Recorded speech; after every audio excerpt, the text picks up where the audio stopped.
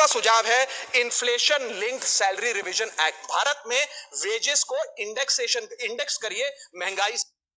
माननीय सांसद राघव चड्ढा जी ने संसद में सैलरी को लेकर के एक मुद्दा उठाया है। आइए सुनते क्या कहा है उन्होंने।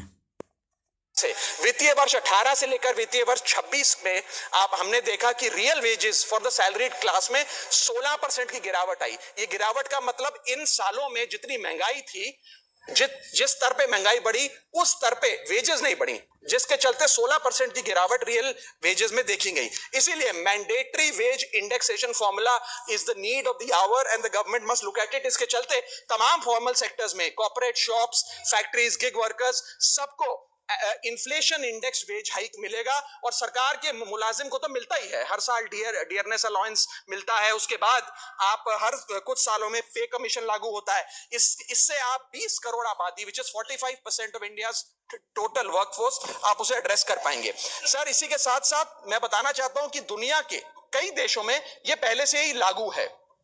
यूएस के अंदर COLA, cost of living adjustment system लागू है, जिसके अंदर एनुअल और ऑटोमेटिक रिवीजन होता है।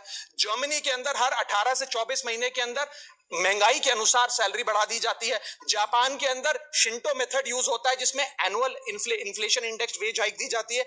और बेल्जियम में ऑटोमेटिक इंडेक्सेशन लॉ है, जिसमें क्वार्टरली बेसिस पर एम्प्लॉइज की सैलरी बढ़ाई जाती है। Sir, India is one of the only countries in major economies where 85% of our formal workforce has zero statutory inflation protection. We are at the mercy of the employer discretion and our own negotiation power to raise our salaries.